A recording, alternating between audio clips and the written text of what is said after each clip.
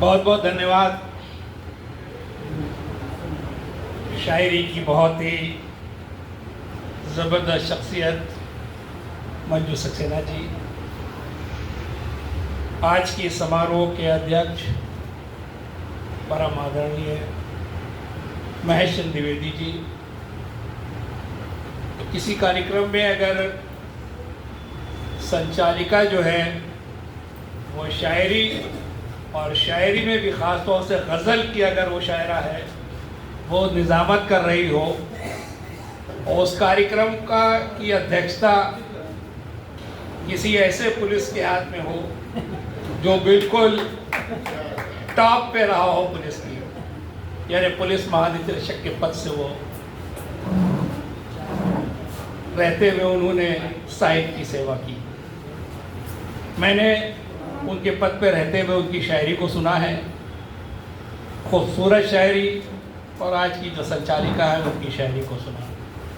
ऐसा लगता है कि सुबह सवेरे जब पत्ते आप देखिए पेड़ पे, उस पेड़ के पत्तों पे जो शबनम आपको दिखती है ऐसे ऐसे हिलोरे लेती हुई, वही आपको महसूस होगा जब अध्यक्षता जो है वो बहुत मजबूत हो और संचालन जो है वो किसी अच्छे हाथ में हो, तो वो कार्यक्रम तो कामयाब होता है।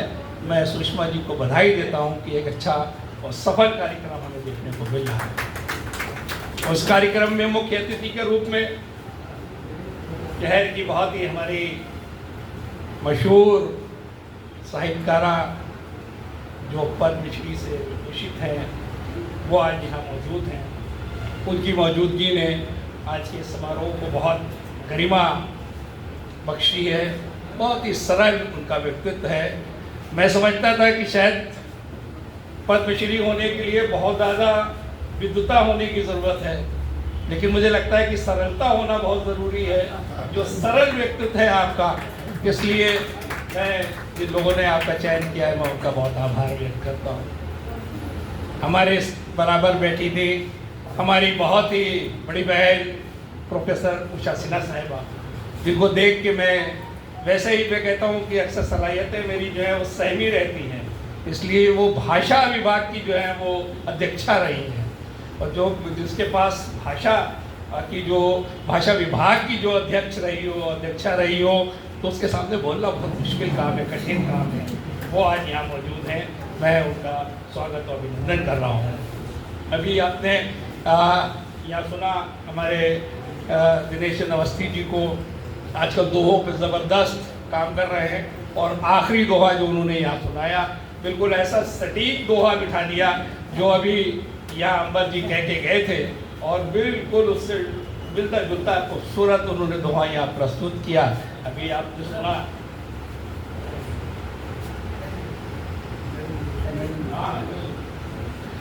नरेंद्र भूषण जी को हंसते हंसाते पे। मैं सोच रहा था कि ये खुद इतने संजीदा आदमी हैं, इनको क्यों हंसते हंसाते किताब दे दी गई है, लेकिन इन्होंने जितनी अच्छी उसकी समीक्षा प्रस्तुत की बहुत ही अच्छी, बहुत ही मैं नहीं समझता था कि शायद इतनी अच्छी समीक्षा मुझे देखने को मिलेगी। लेकिन फिर बैठे बैठे मैंने सोचा कि ये पुस्तक जो है विप्लव जी की है। विप्लव जी को मैं बहुत ज़माने से जानता हूँ, बहुत सारे मैंने फंक्शन में मैंने देखा, जैसे सौम्या जी को मैं बहुत बरसों से मैं जानता हूँ, उनको भी मैं खूब देखता हूँ। वो सौम्य हैं, सरल हैं, मैंने उनको कभी बहुत खिलखिला के हंसते हुए नहीं देखा, ना विप्लव जी को कभी हंसते हुए देखा। मुस्कुराहटें दोनों के चेहरे पे है। जब वो मुस्कुराती हैं तो मुझे चार पंक्तियाँ देखे याद आ रही हैं कि नींद की तय में कई ख्वाब हुआ करते हैं, नींद की तय में कई ख्वाब हुआ करते हैं, ये खजाने बड़े नायाब हुआ करते हैं, और तुम्हें मुस्कुराना है तो सौम्या जी से सलीका सीखो।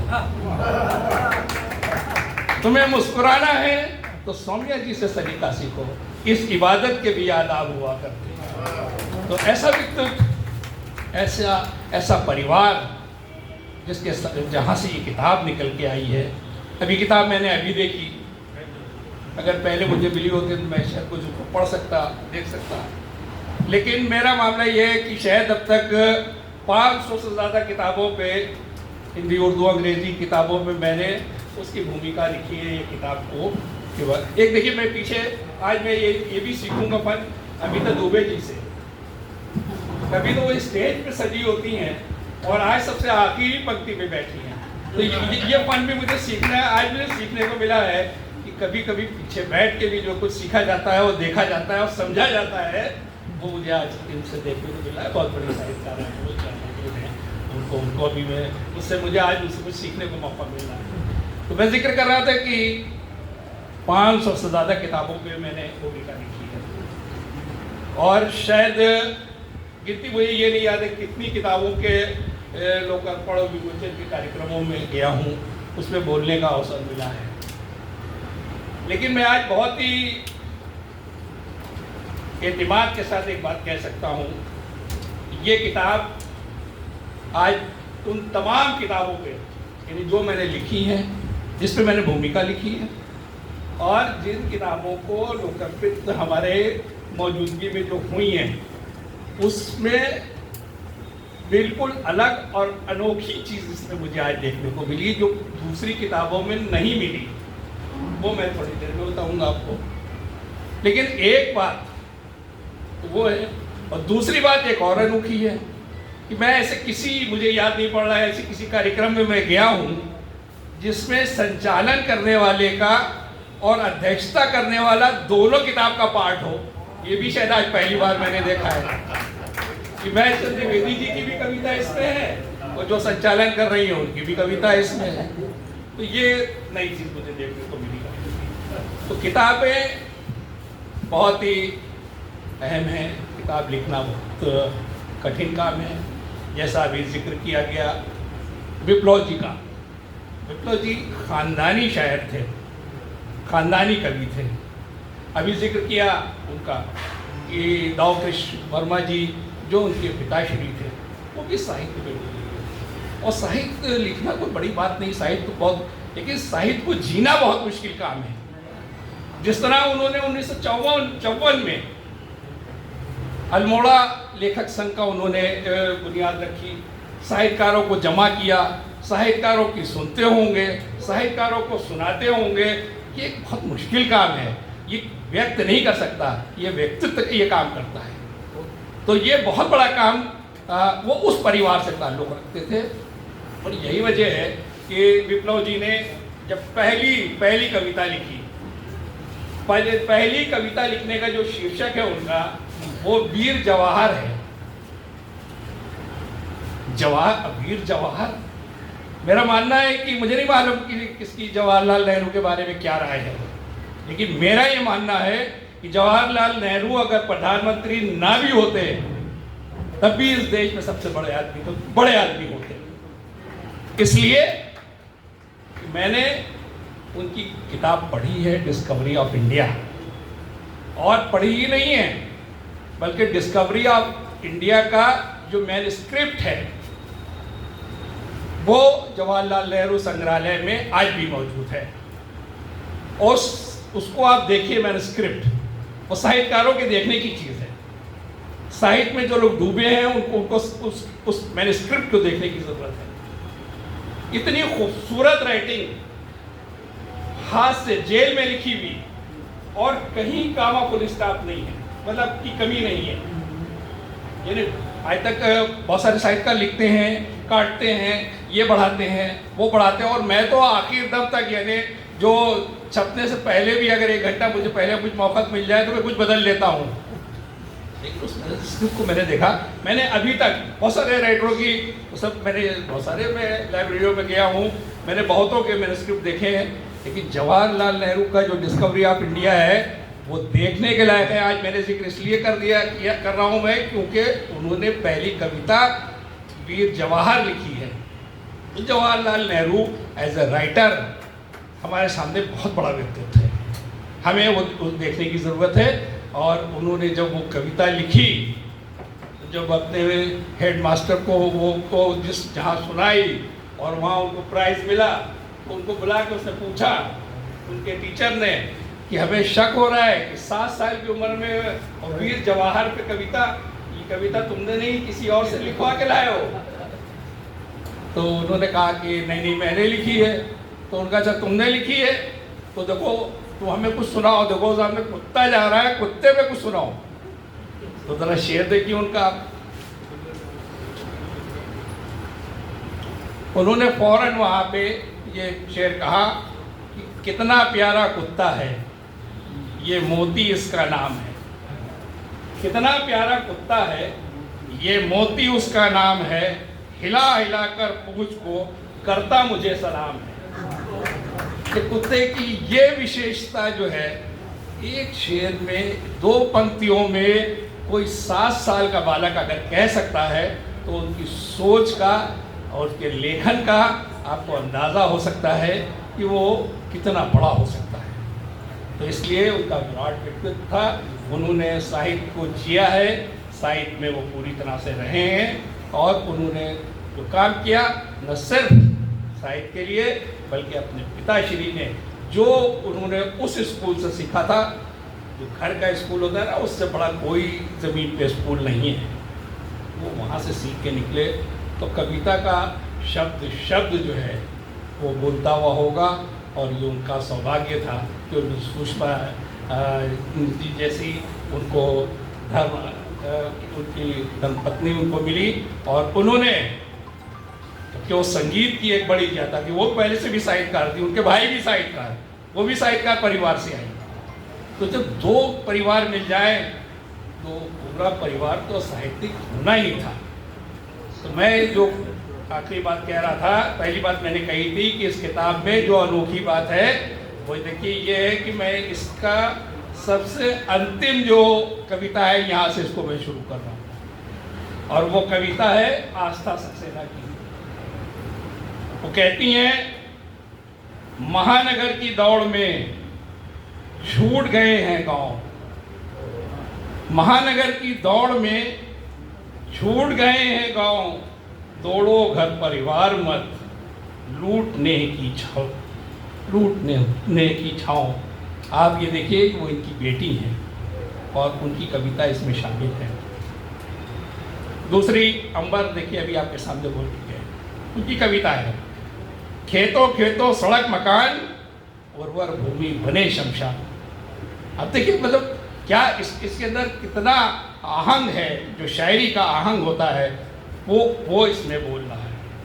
तीसरी कविता देखिए अम्बुज की है और ये देखिए उनका उन संकल्पों, मैं इसलिए बहुत शॉर्ट कर रहा हूँ, मुझे माफ़ कीजिएगा क्योंकि मैं जानता हूँ वक्त बहुत कम है और यहाँ बोलने वाले अभी बहुत ही हमसे ज़्यादा बड़े लोग बैठे हैं, तो इसलिए मैं बहुत शॉर्ट में बोल रहा हूँ कि उन संकल्पों को बस्तों में रखकर भूल सा जाता मैं, वोटों की कुर्की से सदनों की कुर्सी तक, सड़कों पर मैदानों में लोगों को बहका देता मैं। यानी ये एक आज़ाद नज़्म है, ये इसमें ये पेश की गई है। और उसके बाद सुषमा जी की देखिए, इसमें 1-2 पंक्ति कि शूल चुभेंगे फूल ना होंगे, शूल चुभेंगे फूल ना होंगे, यदि वे वृक्ष कटेंगे, यदि वे वृक्ष कटेंगे, धूल भरी आंधियाँ चलेंगी मेघ नहीं बरसेंगे, धूल भरी आंधियाँ चलेंगी मेघ नहीं बरसेंगे। ये एक ऐसा पैगाम है कि अगर हम चाहते हैं, मेघ चाहते हैं, बरसात चाहते हैं, पानी चाहते हैं, जो हमारे जीवन का एक बड़ा अंग है, तो हमको पेड़ की आवश्यकता है। पर्यावरण के बिना हम जी नहीं सकते हैं। पर्यावरण संरक्षण में वही हमारा जीवन है, वही हमारा पोषण है। अगर वो नहीं होगा तो अगर उसको हम संरक्षित नहीं करते हैं, उस पर हम काम नहीं करते हैं, तो शायद हमारा जीवन जो है वो उतना उपयोगी नहीं होगा। मेरा जो इंस्टीट्यूशन है, जहाँ स्कूल मेरा काम है, हमारे यहाँ नारा है कि जितने बच्चे उतने पेड़। यानी जब एडमिशन होता है तो एडमिशन के साथ उसके नाम पे एक पेड़ लगाया जाता है। और आजकल तो बिल्कुल हमारे प्रदेश में इस वक्त हवा चल रही है पेड़ों की। हमारे मुख्यमंत्री ने तो कहा कि हर आदमी को एक पेड़ लगाना चाहिए अपनी माँ के नाम पे।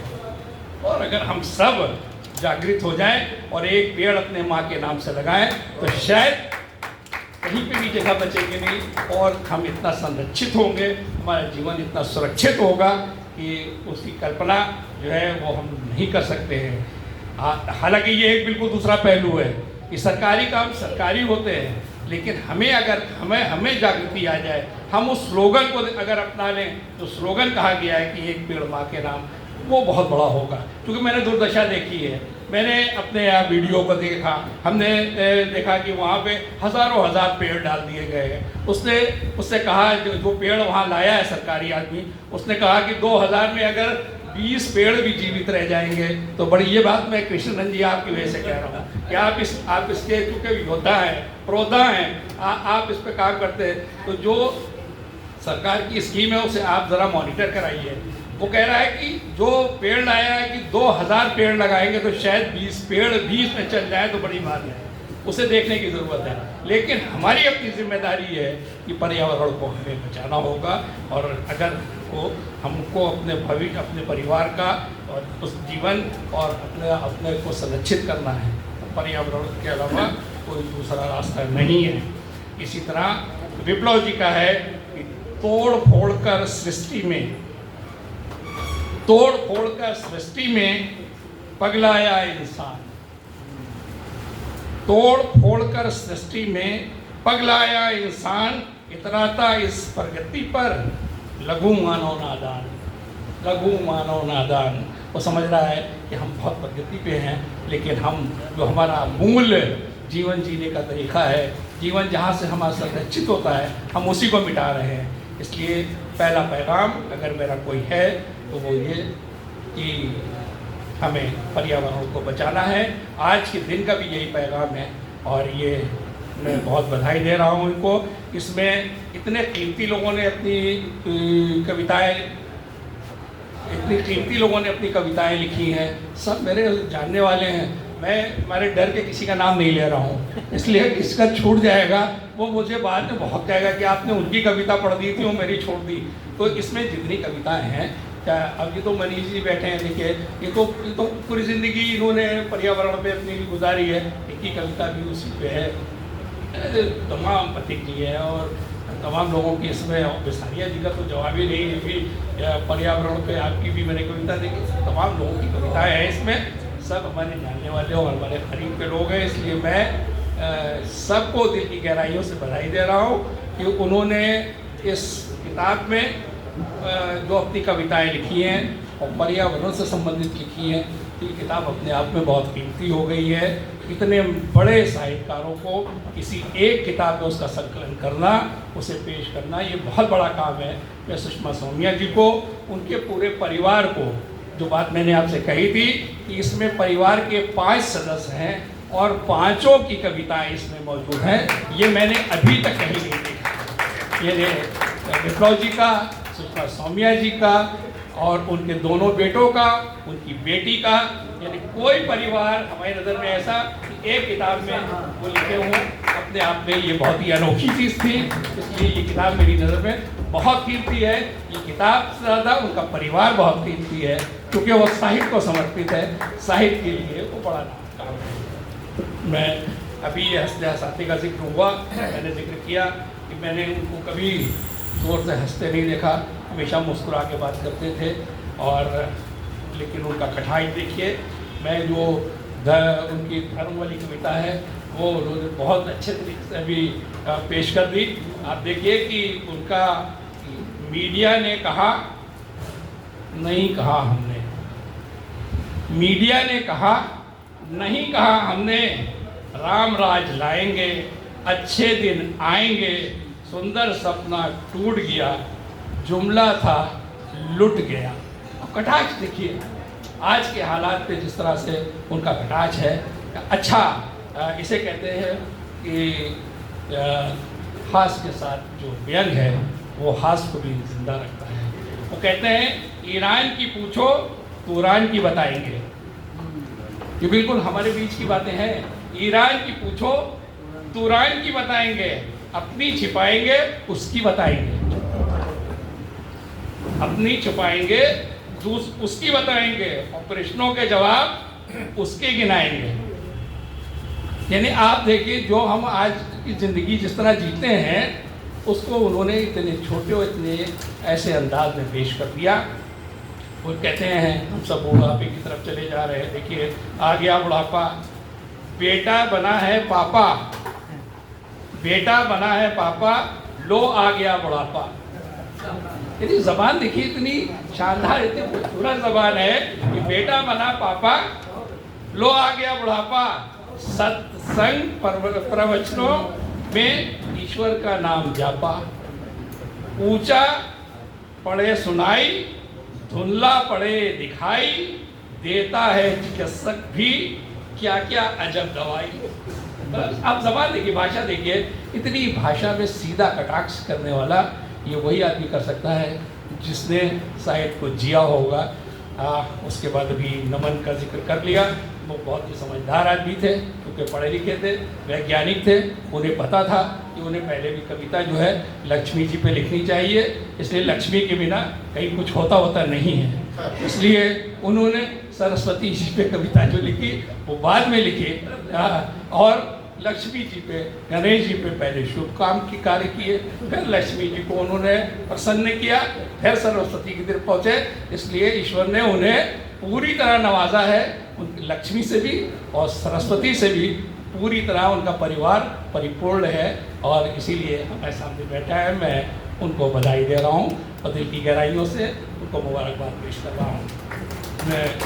मुझे चूँकि आज उनकी पुण्यतिथि है, मैं चंद पंक्तियाँ उनके लिए कह के अपनी बात कर रहा हूँ कि साहित्य की राह में पहचान वो भी थे, साहित्य की राह में पहचान वो भी थे, हिंदी अदब के दिल से निगहबान वो भी थे, अहबाब और रिश्तेदारों के आंसू निचोड़ के, अहबाब और रिश्तेदारों के आंसू निचोड़ के वो भी चले गए भरी दुनिया को छोड़ के, वो भी चले गए भरी दुनिया को छोड़ के, और रहता है उसका नाम गुजरने के बाद भी, रहता है उसका नाम गुजरने के बाद भी, कभी तो जिंदा रहता है मरने के बाद भी, कभी तो जिंदा रहता है मरने के बाद भी। आज भी विप्लव जी का नाम, उनका जिस तरह से मैं उनका काम, दोनों उनके परिवार के जरिए मुझे देखने को मिला, मैं उनको भी बहुत बधाई दे रहा हूँ। और नवसृजन प्रकाशन जो आजकल बहुत तेज़ी से किताबों की तरफ बढ़ा है और उनके यहाँ अच्छी किताबें प्रकाशित हो रही हैं, मैं उनको भी बहुत बधाई दे रहा हूँ कि बहुत अच्छी किताब के लिए, और बहुत बहुत शुक्रिया कि आपने मुझे इतनी देर बोलने का मौका दिया, और ख़ास तौर से मंजू जी का कि उन्होंने मुझे विशेष तौर पे तीनों किताबों के लिए कहा था, मैंने उनके आदेश की पूर्ति की है। बहुत बहुत धन्यवाद।